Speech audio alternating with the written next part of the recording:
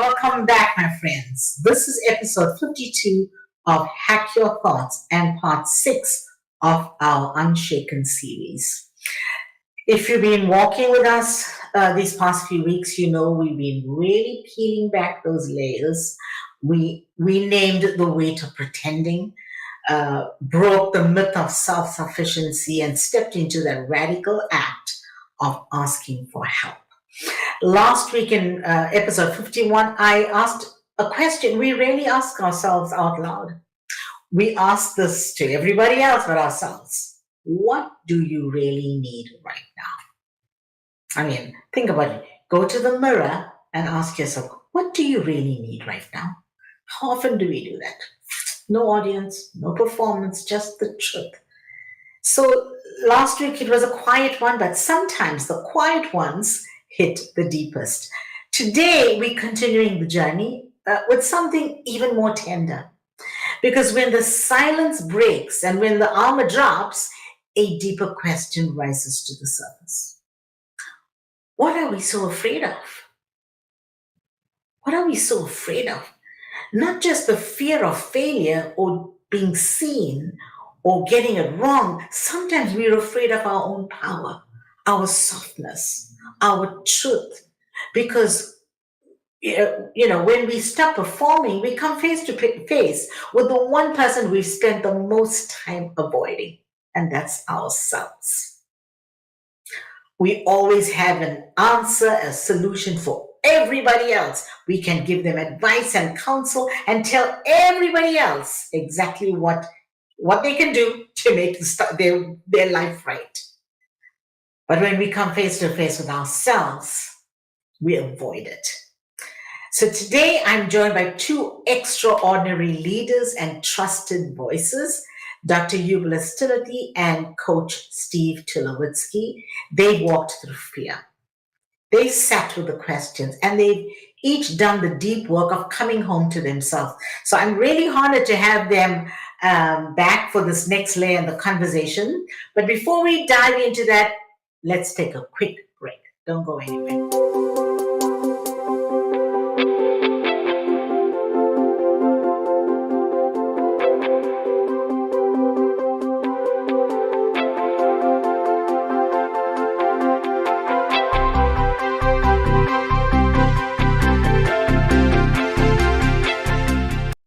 Welcome back. Once again, this is episode 52 of Hack Our Thoughts, part 6 of our Unshaken series. And today we're talking about what are we so afraid of? If you've been following us, please go ahead and drop a comment, or if you're not following us, please click follow. And if you know of someone that this is going to really be a help to, please invite them to join as well. So, today we have with us Dr. Yubil Timothy, who's my brother and fondly known and called Yubi, and Steve, my very close friend and brother in the United States. So we have the both of them right here in the studio with us to reflect for a moment on last week's episode. What do we really need? So what stands out to you, to the both of you, about that invitation to slow down and just ask ourselves that question? I think Steve, we go first. Oh yeah, I was going to ask you who starts. Who needs to go first? The thing that occurs to me, Chloe, when you say what do you really need, the first question that comes up is which you? I wonder who I'm asking. There are all kinds of parts of me, and they all different roles that I play, and they likely have different needs. And that confusion alone is maybe a reason that we don't ask, that I don't ask. Yeah, you told me once, fairly recently, that this idea of purpose, that we have it all wrong. That we have this feeling like we have to have one purpose in life. You know, my purpose statement, which I now call my mission statement because of our conversation, is to shepherd the coaching revolution, that leads to the rise of authenticity. I say, yeah, that's great when I'm coaching or in certain aspects of my life. But if I'm washing my car or if I'm having dinner with my wife, it's not about shepherding the coaching revolution. So there's different purposes at different moments. Yeah. And so I think there are different needs for different parts of myself, different moments. Yeah. But I do think that it dovetails into fear, into the topic today of fear. Yeah. Because I believe that the opposite of love is fear, or fear is the opposite of love. So I think what I really need is connection. All these questions and all these things. When I'm really struggling in life, I need connection with other people. Yeah. Thank you for sharing that. And that is real. We are social butterflies, I'm going to say. Butterflies. I used to be a social caterpillar. Yeah. Yeah. So, and we all want to feel connected to something. And when we connect it with others, then we feel like we're part of a larger world than just our own world. Yubi, what about you? I think it's trying to control the noise that is happening in your head at all times. And when I mean noise, is everything else other than what you're supposed to be doing at that moment. That noise overrides almost everything and gets in your way. And you start in your mind, start reliving situations or talking to yourself, without moving your lips, or sometimes by speaking out loudly, even in public, because the noise is there all the time. Whatever it is, we keep reliving a thing, a moment or a situation. And we try not to, because we now know that every time you think about something, the more you think about it, the more it gets engraved inside your neurons and becomes part of your world, becomes part of your real world. And trying to get rid of that, get rid of the noise. And we live in a time where information is easy. We are in contact with the world, the whole world, in a fraction of a second. And everything that we do is controlled by our past because of the algorithms that are in all the devices that we use, making sure we stay in the past. And so it's very, very difficult to get rid of the noise. But you got to take time, and you got to breathe, and you got to understand, what is it I would need to do now? And it's even, as somebody who does a lot of important things at that moment, you have to refocus, because, do I need to do this? Why am I doing this? Isn't there a better way? Those little things that get in the way when you're supposed to be doing something important. Yeah. Funny you should say the noise that's happening in your head, and Steve, when you talk about the different parts of you, and something came to me about something that I do. Whenever I'm packing a bag to go, when I'm taking, gone on flights almost every other week, whenever I pack, I talk out loud. Chloe, what do you need? So, are you going to need this here? Are you going to need? And I'm talking out loud, because that's the only way I can get to grips to what do I need. Okay, on day one, I'm going to use that. On day two, I'm going to do. So with my clothing, it's so easy to say, what do I need? But when it comes to the matter of the heart and the mind, then, not being able to apply that simple thing is sometimes, it gets us away from ourselves. And so we, coming to our topic for today, why are we so afraid? What are we so afraid of?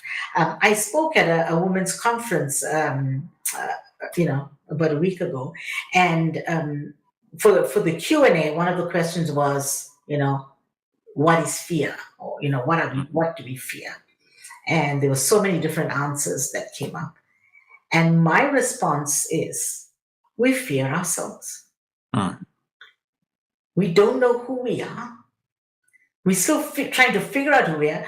Can we do this? Can we not do this? Am I able? How did I come across? It's like, who am I? I don't know. So, and that kind of just dropped in me, and a whole lot of things happened after that that brought that home. So here's a question for the both of you. What is fear really? What have you come to understand about the nature of fear in your own life? You really want to go? Okay.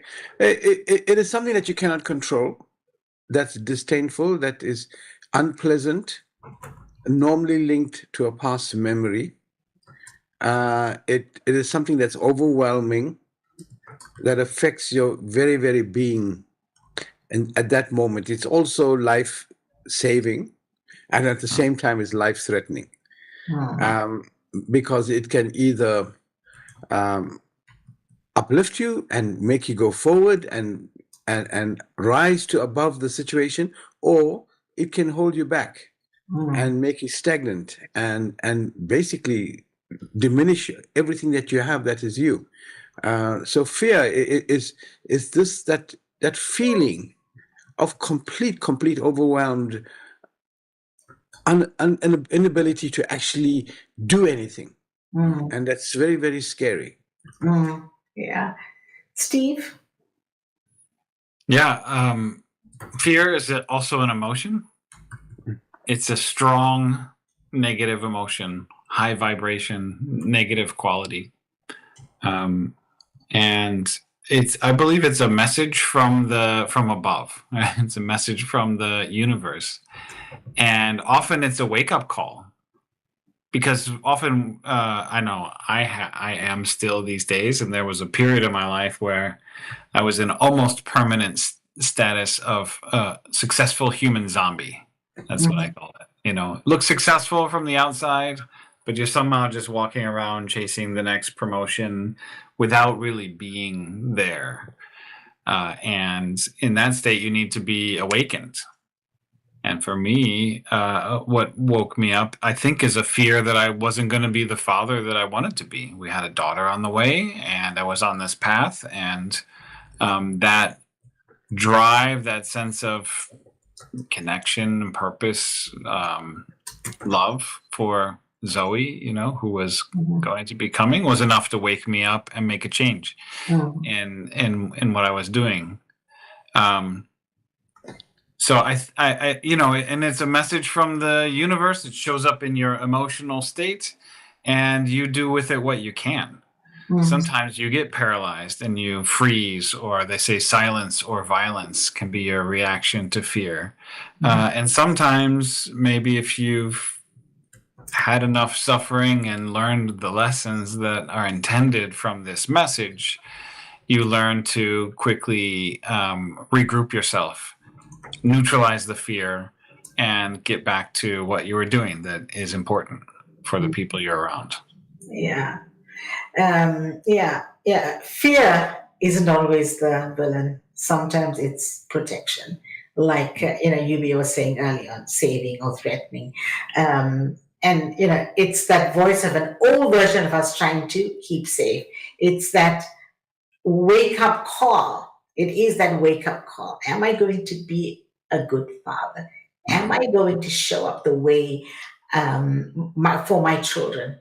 So I set them up for success, or I'm always there. So there's so many things that we fear. So many things, and we're not even aware of it. I think I feel it when you talk about a specific episode of fear, and I'm with Steve. When my daughter Taraji was born, my firstborn child, it was the most fearful point of my life. I was there in that delivery room, and I was so scared that there's a new life that's coming in, and I have to be in charge of that. I have to look after this life. It's not just about me anymore. It is somebody that I have to take care of, and I don't know what to do. How do you do it? And all these questions are going into your mind at that point. Because really, especially for men, after dealing with this sort of fear of not knowing, of being helpless, when there is this life, and it is, I have the duty to look after this life and feed it and uplift this person, this human being. It's another human being. It's not a car. It's not an inanimate object, but a human being that has been entrusted into your hands now. And there you are standing, holding this baby, and you know what to do. You know, it is very fearful. But again, how we overcome that moment. I mean, I've heard you both say that fear is related to I don't know. I don't know what to do. And so this just flashed for me a recent instance of really being terrified in a kind of, safe, silly situation. But both Celine and I, my wife and I, were terrified. We're trying to furnish our house. You know, we moved here just last year and we found this neat antique wardrobe on Facebook Marketplace. We wanted to put in Zoe's room. And it was in a nearby town. It was in the winter, and we had to rent a U-Haul truck for it.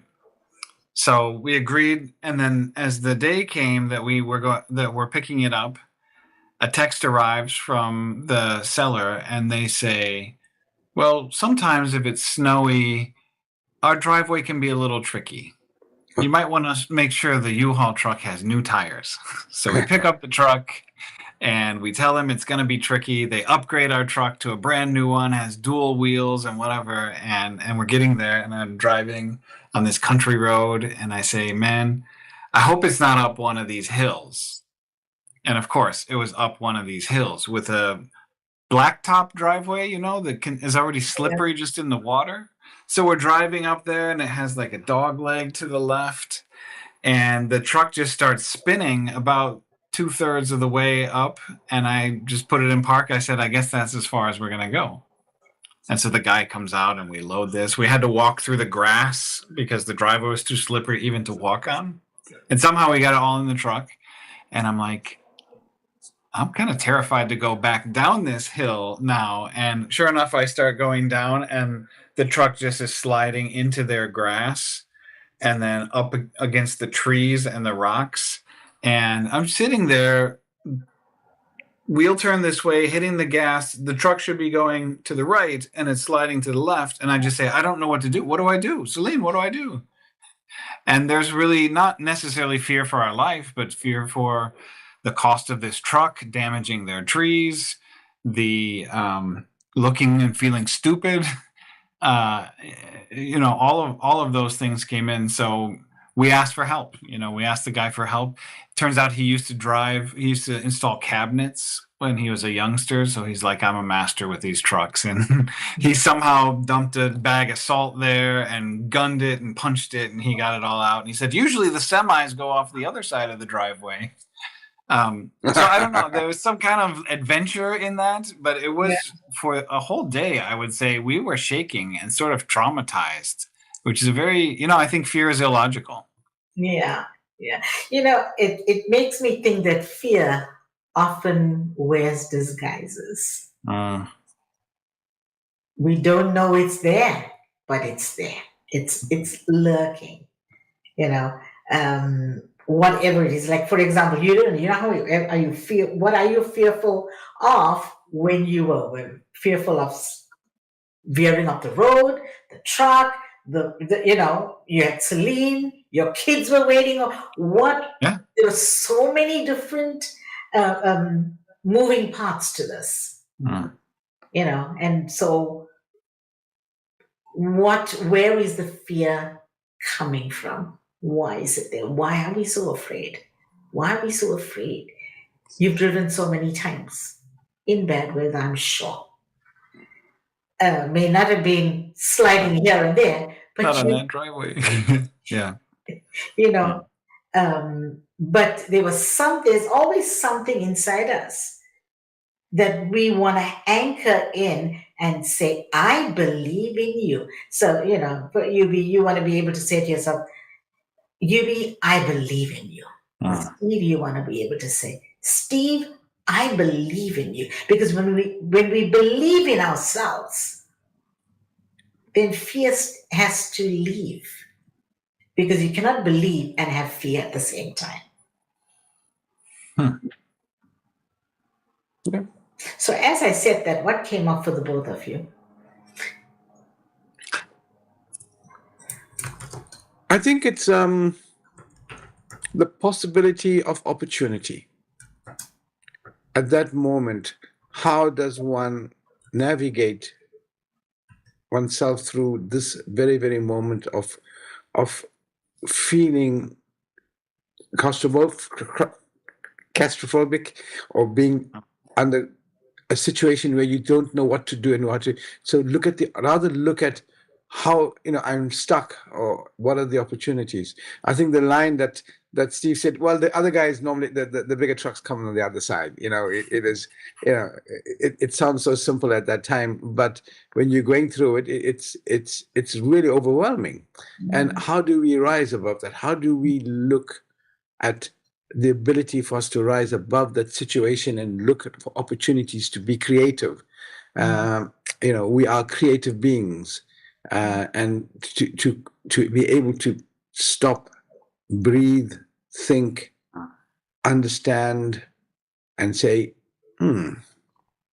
how do I now go forward? What is my next step, physical step forward? And when we think in the physical rather than in the mental, it always overrides us, because that's when it can allow us to get all the information from our past and our memories, and our need to be successful and not be a failure overwhelms us. But to say physically now, what is my next step forward? How do and it's just a step by step physical actions that we need to do to override that inability. Yeah. So I want to ask this question here. When we avoid facing ourselves, what do you think we're really afraid of?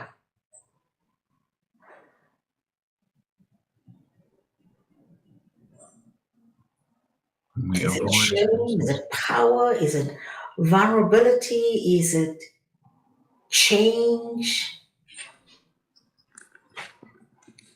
Yeah, I'm still thinking about that last question you asked about. You can't have fear and believe Yeah. in yourself at the same time. I'm not sure that I believe that. Mm-hmm. And I think maybe you can't have fear and fully unconditionally love yourself at the same time. But unconditional love seems to say that no matter what happens, it's okay. And so maybe there is, I don't know, believe is somehow mental, as you were talking, mental feeling, and love is above all of that, I think. Mm-hmm. And so the absence of love is fear. And so to take it to this question of when I feel like I can't face myself, I think the fear is that this does apply to me, and I think it applies in general. There's a deep fear that I'm nobody. I can't even drive a truck, pick up this thing, or I can't say hi to that person, ask them to play pickleball, or what. All these moments, all throughout the day, there is this thought that's always available that I can't do that. I'm not good enough. I'm nobody. They won't accept me. I'll be wrong, and if I'm wrong, then I'm nobody. I just keep coming back to that. This idea of being nobody. And even with that, there's a knowing that, that's wonderful. Yeah. The freedom of being nobody. Yeah. And then here, we have limiting beliefs. Beliefs that limit us. And we have beliefs that set us free. One of the reasons why we may fear a particular thing, like I know for many years, I feared speaking up because I didn't know what would happen. I believed that if I spoke up, I'd be screamed at. I believed that. That was a limiting belief. But I needed to change that to a belief that was free. So when I say you cannot believe, I mean, we cannot believe that we are whole and have fear at the same time. That is hard to do. Because when the fear means I have that limiting belief. I'm fearing something. What is the thing that I'm fearing? Even thinking about being a father, I fear that I may not. This feeling terrifies me. I just want to take care. I want to do that. But when we believe that I can take care, there is nothing going to stop me.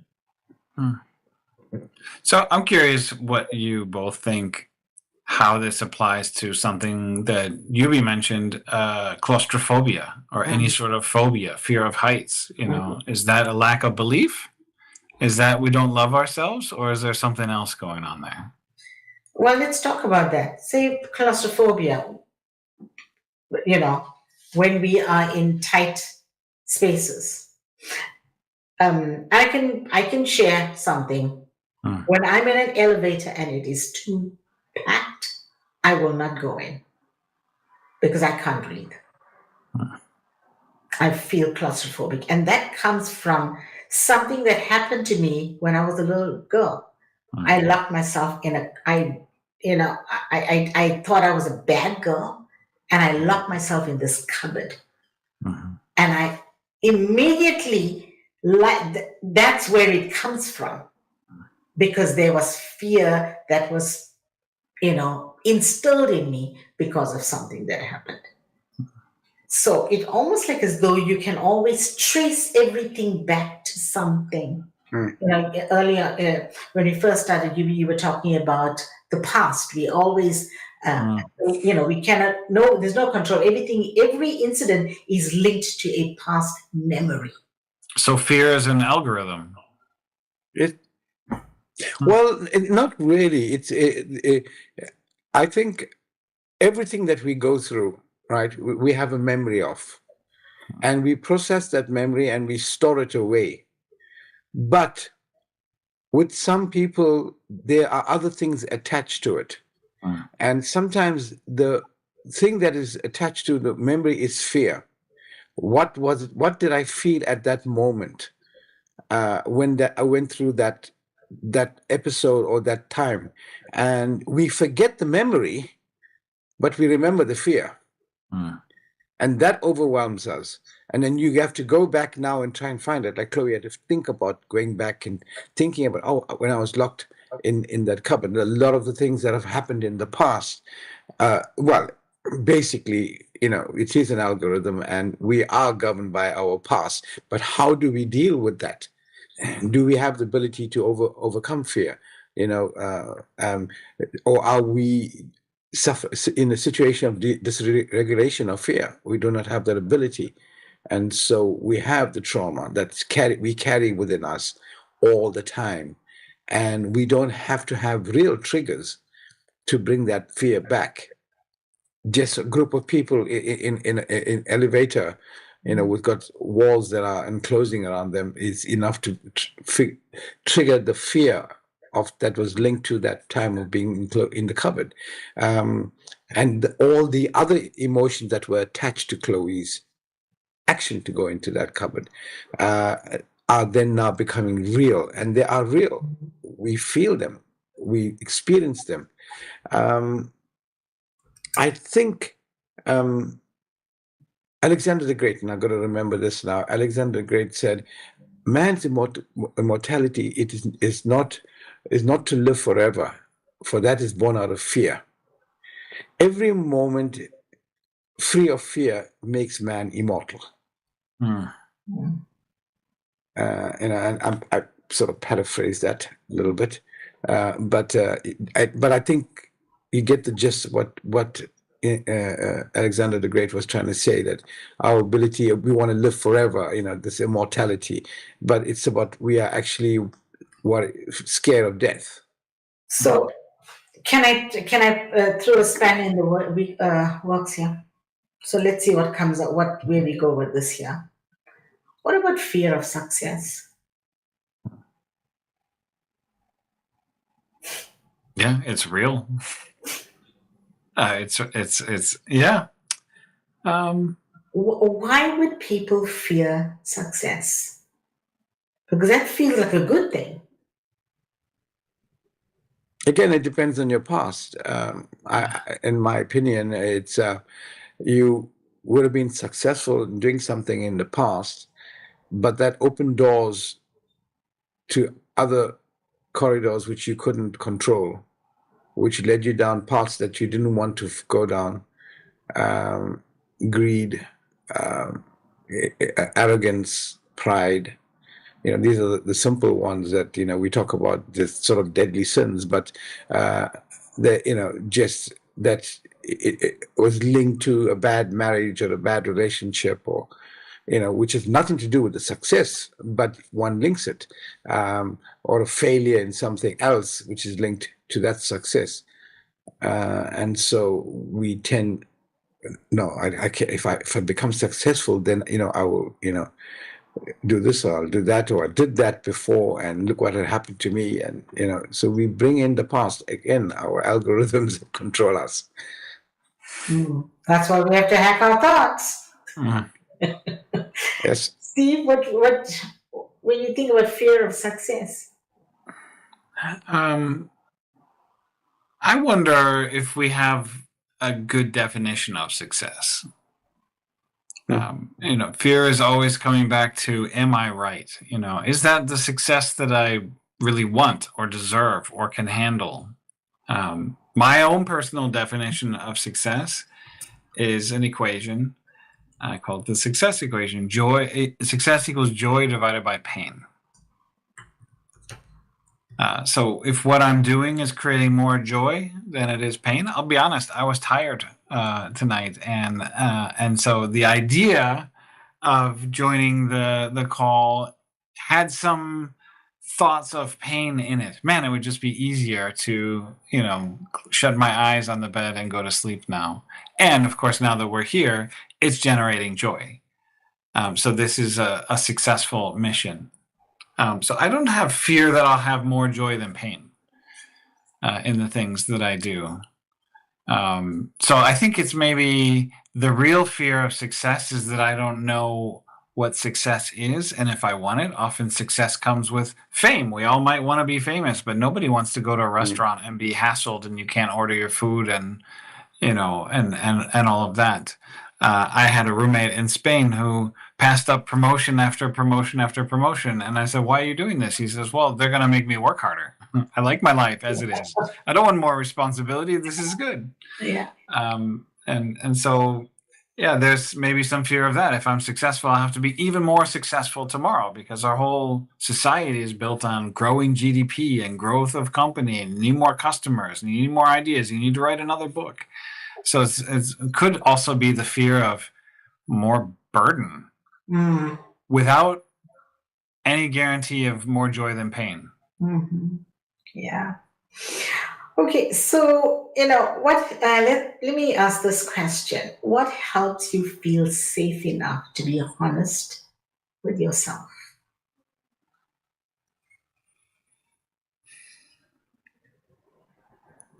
Just repeat that again. What helps you to feel safe enough to be honest with yourself? In other words, being able to say, I do fear that. And I wonder why I fear that. And then doing the work to understand why that fear is there. Because until we understand why it's there, we can't do anything about it. I think for me, in my experience, it comes when there is someone, when I have a relationship that I can lean into, and someone else is there who really knows how to listen and ask the right questions. And it's almost like the relationship makes me feel safe enough. And that there's someone listening who might know more than I do, who might have some answers that I don't, that I can actually then be honest. Because I could walk around packing my suitcase saying, okay, Tuesday, I need underwear, you know, just talking to myself aloud. And I can talk to myself aloud about these things that are going on in my life. And when I'm alone, it tends to be a negative spiral. It doesn't tend to be uplifting. I might need to do, as Yubi said a few times, stop, breathe, and connect with something else. I might listen to a book or see a poem or take a walk in nature or something. But then I've got to talk to someone else to be witnessed. And then I can be more honest. Yeah. So before Yubi responds, I want to pick up on something you said. How do we manage that fear when we are alone? If there was nobody, because I'm sure there's a lot of people listening that are alone right now. You know, so how do we manage that when we can't? And also, Steve, when we at the start of the conversation, you talked about connection. When we're not connected, how are we managing that? How can we start feeling safe when we need that and we can't get it? Yeah. The most obvious connection is with other people, other human beings, or other sentient beings. Could be Apollo, the dog, or our cats, or, you know. But also, I believe ideas, concepts, places, emotions, any of your senses, you can find connection in that as well. I'm sure, you know, if I'm playing pickleball, or people love to cook, or some activity that you love where you get into a state of flow, like Yubi has said, what I really need is to clear my mind. Well, when you get in connection with some activity that you really love, that's all there is. So I almost forgot the question because I got in flow with my. Yes. You could, but it's perfect response. Yubi, what about you? And I think that just from my behavior, that I tend to be fearless in almost everything that I do. I do always weigh up all the cons and the pros and the cons and the pros, and may procrastinate a bit on doing something, but then I will end up doing it, and because I have to do it. And yes, this might be the difficult things to do, or I might fail. And yes, I think I've learned to embrace failure. And say, yes, I will fail, and there's always a possibility I will fail, but I will learn from my failure, and and then I tend to, and I think I mentioned it the last time, that I go down rabbit holes like Alice, and never knowing what you're going to find on the other side, all the Mad Hatters and all the madness inside my head most of the time, and my head is very busy, and yes, I do tend to take chances. And throughout life, that's all it is. It is about being able to say, no, I'm going to chance it. Again, to quote another famous gladiator, that's Genghis Khan, if you're afraid, don't do it. But if you're going to do it, don't be afraid. I like that. And so I tend to embrace that sort of thinking of I'm going to, yes, there's possibility that things can go wrong. And Chloe, I cracked my head and, ruptured my Achilles and do all sorts of weird things. But, do it. And yes, there's consequences. Life is full of consequences, but, and again, it's, in life, there are only choices, and then you learn to live with your choices that you make, whether it's good or bad. And if you fall, you sit there and lick your wounds, and then you get up and you start again and fall again. I use a Band-Aid, but yeah, So. And that's what it is, and I think COVID has given us an extra spray of alcohol, so it, every single thing that happens to us. I mean, if you look at the pandemic, what it did to us. I mean, how fearful that was. That the isolation of not knowing. When we had that original lockdown, think about it, and they kept extending it, and you had no idea that whether we'll ever get back to what was normal, and we never have got back to what was normal. But that fear that we all went through of not knowing, and then when people started dying, and it was, am I ready? What happens if it happens to me? And so it's anything that will hold us back tends to become a fear in our lives, and but we've got to overcome it. And I know it's easy to say yes. Well, just get up and go and do it, because I don't know what the other person's footsteps are in, and we never know what others are going through, and what they had gone through. But if you want to change, you got to get up. Like I said, lick your wounds and say, "This happens to me. It's okay to fail. It doesn't matter. It doesn't matter what others say, because it's my life, and I'm accountable for it, and nobody else is. And they can say whatever they want to, and I will do what I need to do.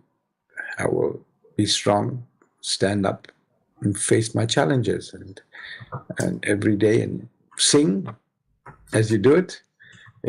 Whistle, dance. I'll never forget that movie Zoba the Greek, and Anthony Quinn says when his son died, he danced, and everybody thought he was mad, but he said, and the lines was very important. He says, "You didn't know the pain that I was going through, and dancing was the only way I could relieve it." And the character, I mean, it was the character that was created, but that's real. Sometimes you have to do things that are outside the normal. Sometimes may not be acceptable to everybody, or your family, or your friends, or your colleagues at work, but you need to rise. Yeah. So, I'm from the both of you all. You all spoke such wisdom. And coming back to the dance is similar to the pickleball, when there is that fear, that placing of isolation, fear of isolation. How do you stay connected with yourself? Whether that's pickleball, whether that's dance, and something else that Yubi, that I heard you say was embracing fear, embracing failure. How do we normalize failure? It's okay to fail. If we understand, or if we come to grips with this, it's okay to fail, then that becomes part of life. Because we're failing all the time. We're failing every day with something, But understanding, instead of self-judging. The other thing that I heard was, it doesn't matter what others say. We are we live our life so guided by what everybody else thinks versus what do I think and what do I want. Coming back to last week's episode, what do I really need?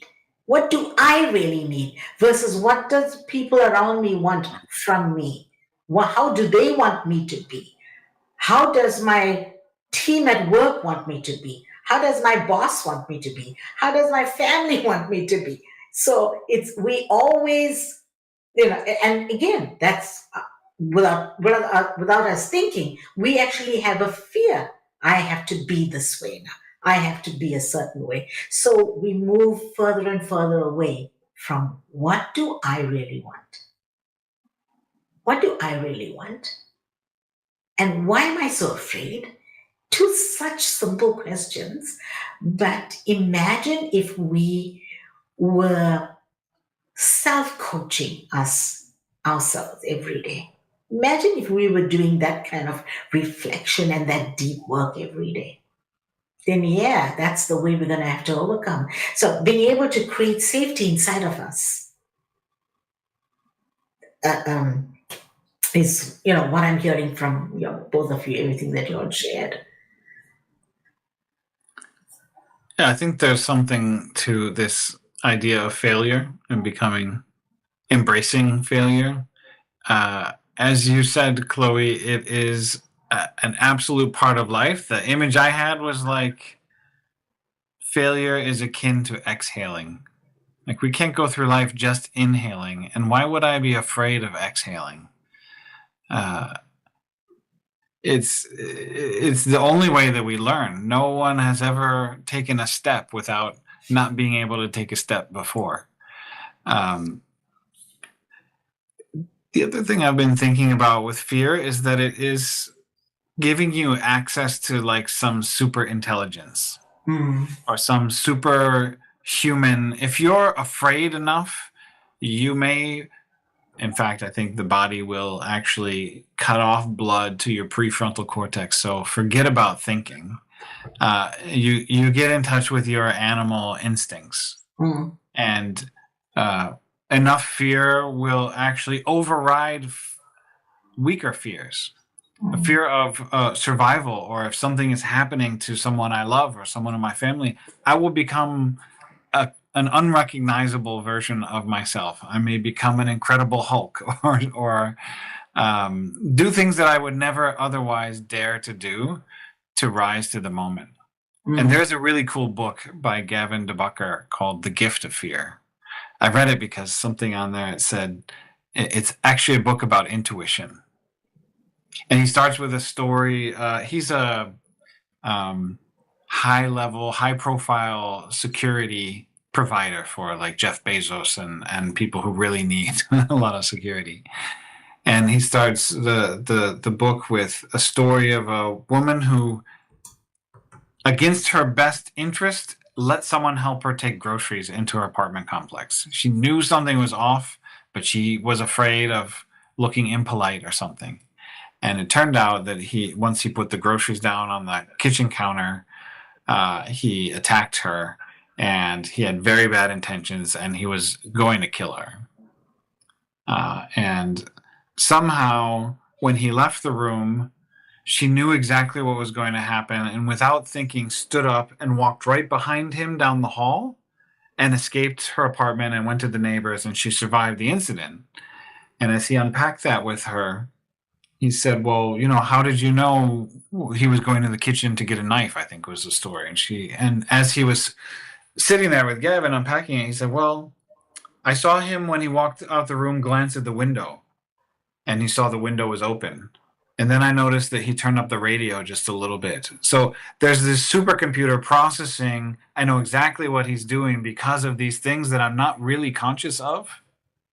But fear, gave her access to that. Yeah. And earlier on, when we first started, you did say it is life-saving or life. Yes. So we need fear in our lives, because fear nudges us to the next version of what we can be. Otherwise, life would be pretty boring. It would be pretty boring. It would be colorless. Going through life without exhaling would be quite boring. Yeah, exactly. Yeah, exactly. Okay. Probably short. It would probably be quite short, actually. We would just atrophy. Yeah. So, to all of you out there listening, if fear has been whispering to you, if it's stuck in the tension between who you've been, who you're becoming, let me say this here. Fear is not your flaw. Fear is not something you need to be afraid of. It's just a sign that you're on the edge of something meaningful. Something wonderful is around the bend. And belief is built on these small daily choices to show up for yourself with love. So a thought hack that I thought about today was I rebuild trust in myself through self-love and self-kindness, because I have to trust me. I forget that I have to trust me. I worry about who I'm not trusting and how often we don't trust ourselves. We think about, that person, I don't trust them. But then you look in the mirror and you ask, do I trust me? And is that fear driven? So, so let that be the compass, not pressure, not performance, not just presence and love. Um, and you, be Steve, any closing thoughts before we wrap up? I I know think Yubi's that going to inspire me, so you go first. now the pressure is on. Now the fear builds up. How do I overcome? What do I say? Will I fail?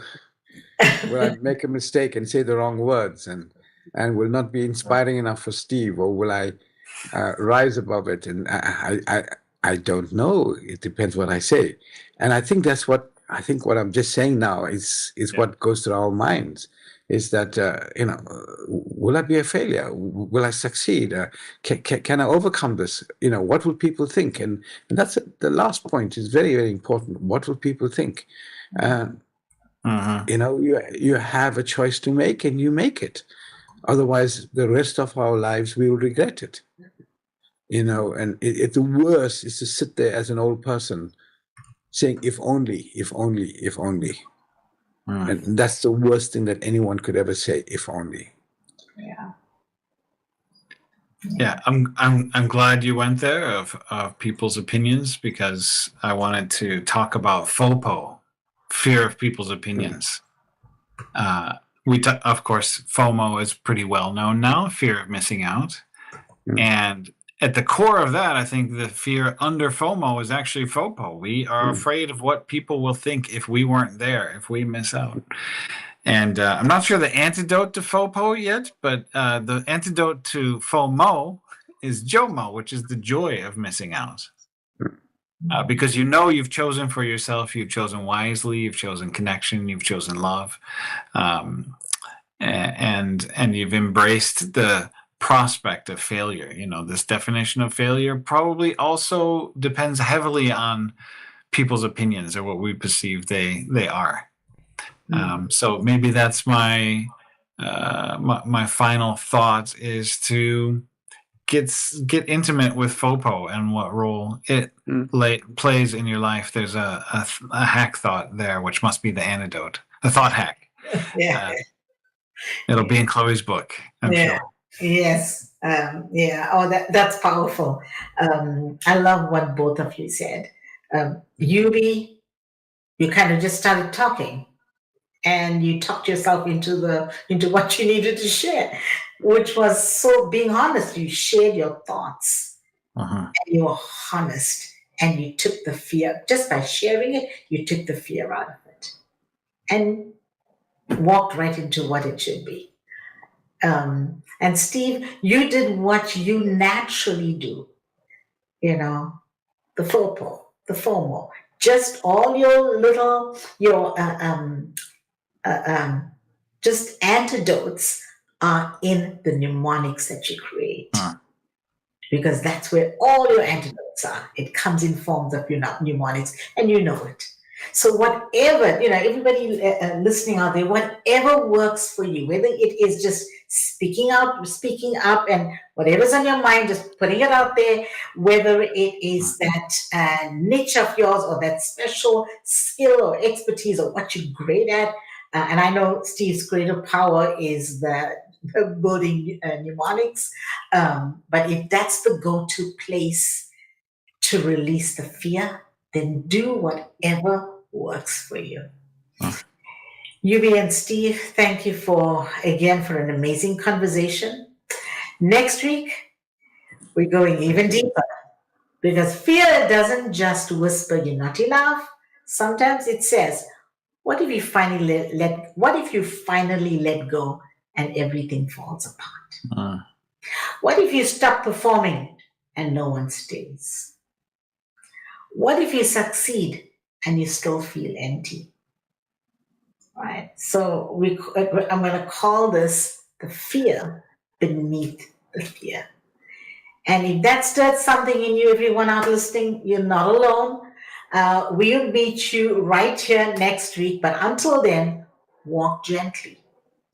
You're not what you're afraid of. You're who you're becoming. Have a great week. Thank you, Yubi. Thank you, Steve. Thank you. Thank you, Chloe. Thank you. Take care.